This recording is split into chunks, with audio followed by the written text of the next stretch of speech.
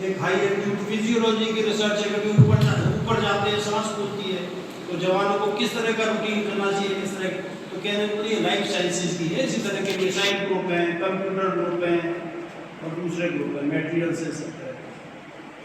तो हम लोग मूलतः ग्वालियर में हमने नौकरी करी थी, मैं और जगह भी रहा, मैसूर में रहा, पुडलैंड थी, जोधपुर में रहा, वहाँ न्यूक्लियर रिलेटेड काम, न्यूक्लियर और पानी से संबंधित कार्य होता था। आप जानते हैं राजस्थान में जो है पानी की बहुत कमी है, तो वही बहुत बड़ा टॉपिक था जो पूरा लेना चाहिए साफ पानी। फिर ग्वालियर में आए, फिर मैं उसके बाद में आपने ये जो वीडियो देखी थी ये तेजपुर में बनी, मैं तेजपुर में भी रहा था, तेजपुर आसाम में हमारी एक लैब है।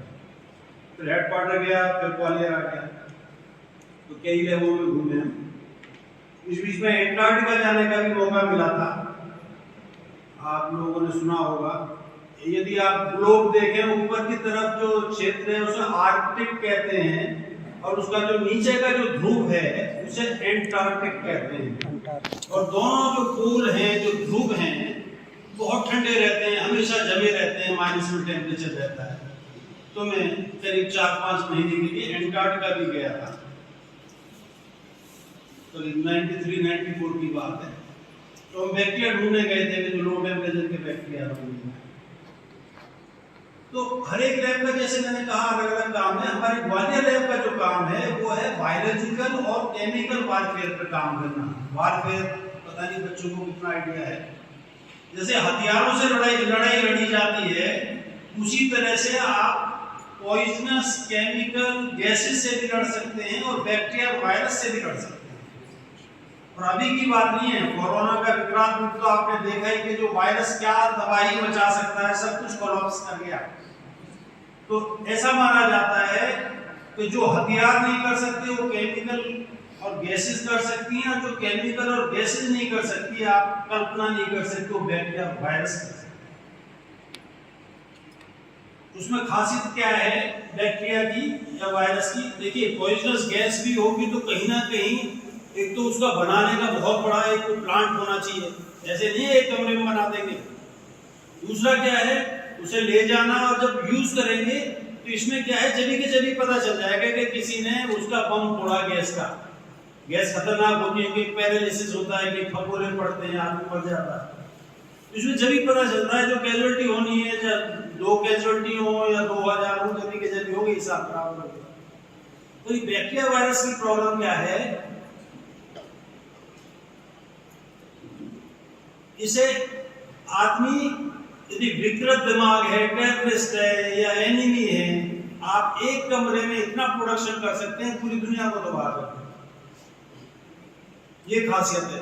अब जैसे आप मुझे कहें मैं एक ड्रम में इतना बैक्टीरिया बना दूंगा, किसी को रातों रात पता नहीं चलेगी, उसी से बना दूंगा, अपना दाल है, चीनी है, उसको ड्रम में घोलूंगा और वहीं के वहीं वो बैक्टीरिया को मल्टीप्लाई करूंगा, इतना हो जाएगा। तो पहला पॉइंट ये है कि इसमें प्रोडक्शन करने के लिए बहुत बड़े उसकी जरूरत नहीं है, किसी को पता ही नहीं चलता। ये खासियत है बायोलॉजिकल वारफेयर की। दूसरी बात, जब आप प्रयोग करेंगे, आप, मैं गलत कह रहा हूं, आप नहीं, यदि कोई विकृत दिमाग उसे प्रयोग करता है, उसे पता ही नहीं चलता कि प्रयोग हो गया। मानिए एक गैदरिंग है, कोई आदमी थोड़े से स्पोर लाके उसके एंथ्रेक्स के या किसी चीज के छोड़ दे, तो कहाँ हो, तो 5-6 दिन में तो एक तो केस होने शुरू होंगे, और उसके बाद में उनसे और फैमिली में सब निकलना शुरू। तो ये पता ही नहीं चलता कि किसने यूज किया है, कब किया है, कहाँ कहाँ वो फैल गया। पहले प्लेग का भी ऐसे ही हुआ था, जो सूरत से शुरू हुआ था, सब जगह वो जो बसों में, हम भी गुजरात घूमने गए, राजस्थान घूमने गए, सब जगह चेकिंग हुई थी, नहीं आता आपने आप ला के एयरपोर्ट पर कोरोना टेस्ट कर लीजिए, कुछ नहीं होता। तो ये खासियत है। तो हमें ये कहना चाहता था, हमारी लैब जो है बायोलॉजिकल और केमिकल वारफेयर के लिए ये ग्वालियर वाली लैब बनी थी। हमेशा से इस पे काम करना है। कोई दूसरा यूज करेगा तो कैसे टेस्ट करके बताएंगे कौन सी बैक्टीरिया केमिकल है, उसका समाधान क्या है, यदि पेशेंट हो गए कैसे ट्रीटमेंट होगा, नेचुरली बनाना तो आना ही चाहिए। इस तरह का काम हमेशा से होता है। जैसे कि मैंने कहा, डीआरडीओ की मूलतः रचना इसीलिए हुई कि जो आदमी को परेशानी है और उसको दिक्कत आती है, उसका समाधान भी डीआरडीओ को ही करना है, यदि टेक्नोलॉजी उपलब्ध नहीं है।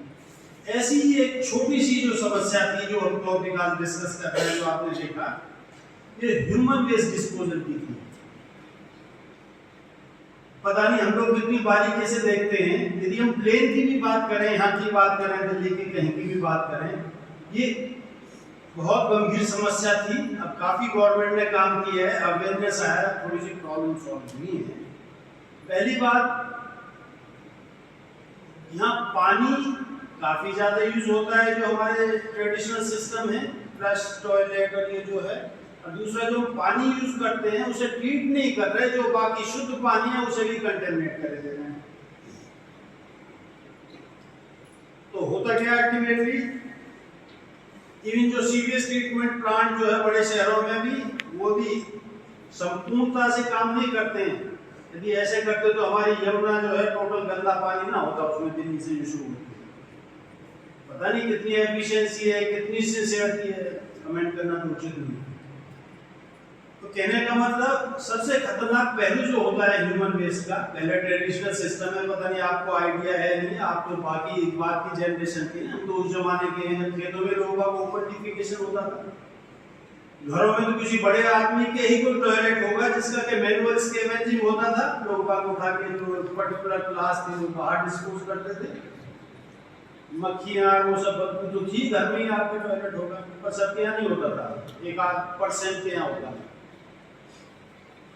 अब समाज में तरक्की हुई, सब कुछ हुई, तो सबसे बड़ी जो प्रॉब्लम हुई कि जो डिजीज है ना, बीमारी, अमीबियासिस देखिए, जो अमीबा की वजह से होती है, ये लेट्रिन से पानी में जाने की वजह से होती है। और अमीबा ऐसी बीमारी है, ये कहा जाता है कि किसी को अमीबियासिस होगी जिंदगी भर ठीक नहीं होती है, उसे पेट में एसिडिटी और गैस की प्रॉब्लम रहनी है। जब आप दवाई देंगे तो उसे दबा देंगे थोड़ा सा, फिर वो भर जाती है। तो ऐसी ऐसी खतरनाक बीमारियां, बाकी तो बताया गया था, टाइफाइड, जॉन्डिस, हैजा, ये सब बीमारियां। तो कहने का मतलब, आदमी दोषी है, आदमी के फीकल मैटर से वो चीज की, कोई आदमी इन्फेक्टेड है, उसका फीकल मैटर इन्फेक्टेड है, वो ड्रिंकिंग वाटर सोर्स में चला गया, वो सब जगह तो उपचार संभव नहीं है, पानी हुआ तो बीमारी 1 से 2, 2 से 4 से फैलती है। तो सबसे गंभीर समस्या तो ये है कि बीमारी जो है बहुत ज्यादा जाती है। जहाँ पुअर हाइजीन सैनिटेशन है, बच्चे हैं, माताएं हैं, वो बहुत डेथ होती है, बच्चों की खास तौर पर। अब शहरों में जहाँ है, अब थोड़ा सा समाधान हो गया। दूसरा, गंदगी तो है ही। आप ट्रेन का एग्जांपल देखिए, ट्रेनों पे क्या हाल था, सब रेलवे ट्रैक पे सब जगह आप देखिए, खास तौर पे सुबह के टाइम ट्रेन जब मूविंग होती है, आमतौर पे टॉयलेट लोग यूज नहीं करते, सबको दिक्कत आती है, तो स्टेशन पे खड़ी होगी, जब यूज करेंगे तो सुबह के टाइम स्टेशन पे इतनी रेलवे ट्रैक्स पे गंदगी होती है। अब इसके कई पहलू हैं। पहली बात, देखने में बुरा लगता है। दूसरी बात, मक्खी है, चूहे वहाँ बहुत ज्यादा होते हैं ट्रैक पे, धूल उड़ के आती है, आपके खाने की चीजों पे गिरती है। और तीसरी, जो हमें आमतौर पे इग्नोर करते हैं, एक इज्जत भी कोई चीज होती है, हर एक आदमी की भी होती है, देश की भी होती है। यदि विदेशी लोग आएंगे, क्या वो ट्रेन यूज नहीं करेंगे? तो टूरिस्ट पे इनकम तो एक अलग की बात है, पहली बात तो कंट्री की इमेज होती है। स्टेशन पे जाते हैं, उन्हें लगेगा क्या गंदगी है, विदेशों में नहीं है ऐसा, उन्होंने समाधान क्या करते हैं। तो टूरिज्म कंट्री की इमेज, और नेचुरली उसका नेगेटिव इफेक्ट तो आएगा ही, आदमी बचेगा, साफ शुद्ध देशों में जाएगा, तो ये भी आ सकते हैं। तो कहने का मतलब, ह्यूमन वेस्ट एक गंभीर समस्या थी, अब किसी हद तक, काफी हद तक उस पर काम हुआ है। और उसी श्रेणी में, जैसे मैं आर्मी की बात कह रहा था, नीचे टेक्नोलॉजी उपलब्ध थी जो हमारे प्लेन एरिया के लिए, सिर्फ ये था कि कोई प्रयोग कर रहा है नहीं कर रहा है, जैसे सेप्टिक टैंक था। पर जब ये 1984 की बात है, आर्मी ने सियाचिन ग्लेशियर ऑक्युपाई किया, हमारी इंडियन आर्मी ने। पहले नो मैन लैंड थी, खाली पड़ी थी, जो एरिया है पाकिस्तान और हमारे बीच में खाली पड़ी थी पहाड़ियां, वहां कोई रहेगा कैसे, जो माइनस का टेम्परेचर, बर्फ गिरी पड़ी है, करना भी क्या है। और 84 के आसपास देखा गया कि पाकिस्तान की तरफ से हलचल हुई, उन्होंने कुछ टूरिस्ट वगैरह को घुमाना शुरू किया, इंडियंस पे हरकत में आए, इन्हें लगा कि भाई ये कब्जा ना कर लें, तो कुछ पोस्ट हमने कब्जा ली जो ऊपर की थी, कुछ पाकिस्तान ने कब्जा की, तो वहाँ परमानेंट पोजीशन हो गए। और वहाँ टेम्परेचर हाइट के हिसाब से टेम्परेचर है, कहीं कम भी हो सकता है, पर यदि औसतन देखें टेम्परेचर -40 डिग्री रहता है सियाचिन में, पहाड़ियों पे जहां पे हमारे जवान पोस्टेड है -40। तो हम प्लेन की बात कर रहे थे, टेक्नोलॉजी अवेलेबल है, सर्किट टाइम काम करता है आमतौर पे, पर यदि -40 पे होगा सब कुछ फ्रीज हो जाता है।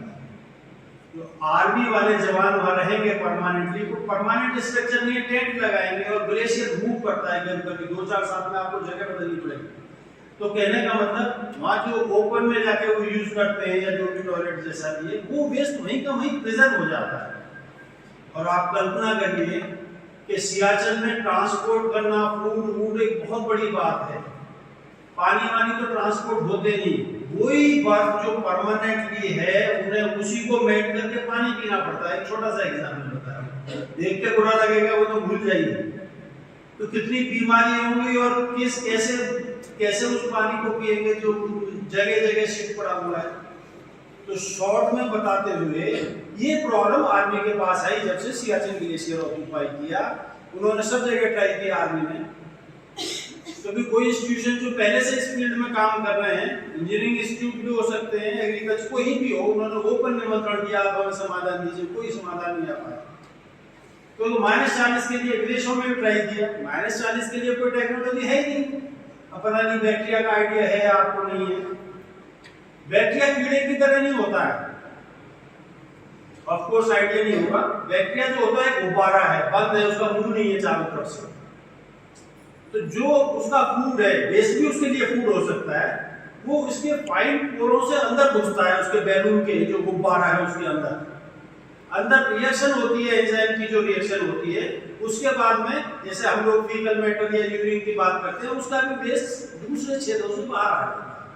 तो बैक्टीरिया ये करता है। अब कल्पना करो जब चारों तरफ फ्रीज ही हो गया, तो बैक्टीरिया कैसे काम करेगा? वो वेस्ट या फूड जो भी कहेंगे उसके अंदर कैसे एंटर होगा? फ्रीज वाली चीज तो अंदर लिक्विड में होती तो जाती। तो कोई एजेंसी आगे नहीं आई, उसके कई कारण थे। एक तो टेक्नोलॉजी अवेलेबल नहीं थी, रिसर्च के लिए भी तैयार नहीं हुई, क्योंकि ह्यूमन वेस्ट पे कौन रिसर्च करेगा? लोग आप मिसाइल में काम करना है और हाई फाई में अपना वो इज्जत वाली बात मानेंगे, इसमें तो घर में भी नहीं बता सकते हम लैट्रिन पे काम करना। तीसरी बात, खतरनाक एरिया थे वो। अब तो थोड़ी शांति है, गोलेबारी होती ही रहती थी वहां, हमारी तरफ से भी होती थी, बोफोर्सगंज की रेंज 40 किलोमीटर 40 किलोमीटर दूर बोला जाता था, उधर से भी पाकिस्तान से भी हमारी तरफ गोले गिरते थे।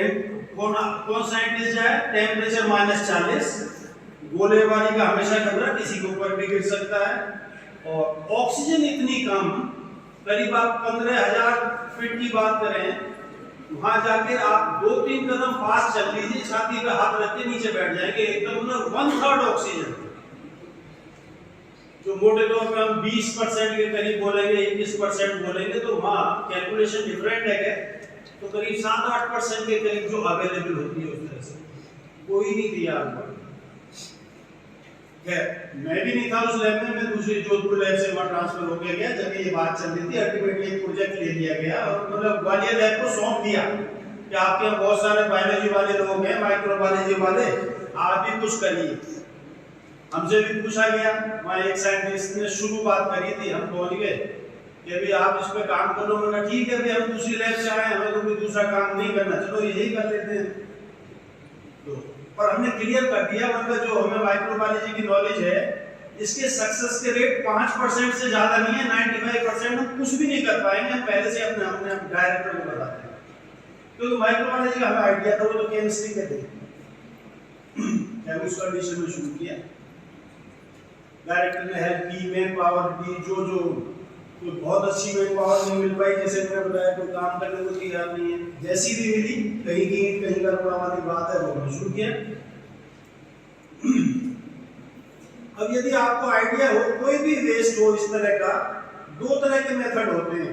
बाकी मेथडों की तो मैं बात नहीं करता कि ट्रांसपोर्ट करते हैं, जला भी सकते हैं। एंटार्क्टिका में जलाते थे हम लोग, जो ह्यूमन वेस्ट है वहाँ कोई मेथड नहीं था, बाहर के बैक्टीरिया ले जाके वहाँ डिग्रेडेशन नहीं कर सकते, तो वहाँ जलाया जाता था। ट्रेयों में केरोसिन के बर्नर्स होते थे, वो ऑन करना है, ट्रे में जलाना है, पानी से वॉशिंग नहीं कर सकते, पेशाब नहीं कर सकते, सिर्फ ड्राई होगा, और साइंटिस्टों की ड्यूटी लगती थी आज आपकी, आज आपकी, आज आपकी। अब उसको जलाने के बाद में राख को भी वापस कंट्री में लाया जाता था, इंटरनेट को छोड़ना अलाउड है, ये ट्रीटी पे साइन है। तो कहने का मतलब जलाने का भी मेथड होता है, पर हम सियासत में नहीं जला सकते। तो बेसिकली दो मेथड होते हैं, एक एरोबिक, एक एनारोबिक। एरोबिक मतलब ऑक्सीजन की प्रेजेंस में कुछ बैक्टीरिया काम करते हैं, typhoid, E coli, P coli जो होते हैं ना, ये हैजा वाले, कोलरा, ये सब ऑक्सीजन वाले होते हैं। जितनी ज्यादा ऑक्सीजन उतनी ज्यादा ग्रोथ। तो एक तो ये मेथड होते हैं सीवेज ट्रीटमेंट प्लांट में, तो उसमें बड़े बड़े एजिटेटर होते हैं, उसे हिलाते हैं, एयर अंदर घुसे या पंप करते हैं, जिससे ज्यादा डिग्रेडेशन होगा वो अपना ट्रीटमेंट हो जाता है। ठीक है, तो फिल्ट्रेशन करेंगे, क्लोरिनेशन, वो बात की बात है। और दूसरा होता है ये गोबर गैस प्लांट का, आपने मीथेन का सुना होगा। उसमें ऑक्सीजन बिल्कुल नहीं चाहिए, यदि उसमें ऑक्सीजन चलेगी तो मर जाएंगे सब बैक्टीरिया। तो मूलतः दो तरह के मेथड होते हैं जब हमने काम करना शुरू किया, एरोबिक, एनारोबिक, उससे अलग कुछ नहीं है। देखिए साइंटिस्ट को ऐसा नहीं कर सकता कि नया बैक्टीरिया बना देगा। प्रकृति में जो हो रहा है उसी में से हमें छांटना है और उसी को अपने हिसाब से और मॉडिफाई करके उसे इंप्लीमेंट करना है। तो प्रकृति में से छांट रहे थे। तो हमने सोचा एरोबिक वाला बहुत आसान होता है। उसमें क्या तारीफ है, आप एक बैक्टीरिया भी यदि काम पे निकाल रहे हो पूरी प्रोसेस कंप्लीट कर देता है, डिग्रेडेशन करता है। हमने हजारों बैक्टीरिया ठंडे इलाकों में ढूंढे, एंटार्क्टिका से भी ढूंढे, सियाचिन, लेह पे जहां घूमते रहते थे, 3 साल घूमे, बैक्टीरिया छांट लिए, उनके एंजाइम अब कितने टेम्परेचर पे काम कर सकते हैं। फ्रीजिंग में तो कोई करेगा ही नहीं, वो तो बात ही भूल रही है, 0 और 0 से ऊपर की बात है। वो तो आपको जो कंटेनर लेंगे जिसमें करेंगे उसमें हीटिंग करके अपना टेम्परेचर लाना करे।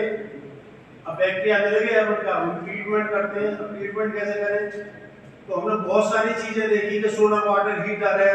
सोलर वाटर हीटर होता है जो वो रख देते हैं, गिलास लगा रहता है, पाइप होती है अंदर, वहां सोलर वाटर हीटर का भी पानी रात को फ्रीज हो जाता है, वो भी नहीं काम करता। तो अल्टीमेटली एरोबिक की प्रॉब्लम क्या है, वो ओपन सिस्टम रहेगा, आप कवर नहीं कर सकते, वो नहीं कर सकते, हिलाएंगे, एयर करेंगे। तो कहने का मतलब जब ओपन रखोगे दिन या रात तो वो तो फ्रीज होना ही है, फ्रीजिंग हम नहीं बचा सकते, वो हम नहीं कर पाए, वो बंद कर दिया 3-4 साल। फिर हमने एनारोबिक पे काम करना शुरू किया। एनारोबिक की प्रॉब्लम क्या है, ये स्लो होता है कंपैरेटिवली, इतनी स्पीड से नहीं करता। वहां एक दिन में यदि डिग्रेडेशन हो जाएगा या 10 दिन लगेंगे, तो बड़ा कंटेनर लेना पड़ेगा। दूसरा क्या है, इसमें एक बैक्टीरिया नहीं काम कर सकता, ये ग्रुप ऑफ बैक्टीरिया काम करते हैं, मतलब सीक्वेंशियल एक स्टेप का प्रोसेस नहीं है। वहां तो एक स्टेप का प्रोसेस है, प्रोटीन खाई, फैट खाई, बैक्टीरिया सीधा कार्बन डाइऑक्साइड बन की बात कर रहा हूं। यहाँ मीथेन वाले जो बैक्टीरिया हैं वो प्रोटीन को खा ही नहीं सकते, उन्हें बहुत सिंपल फूड चाहिए।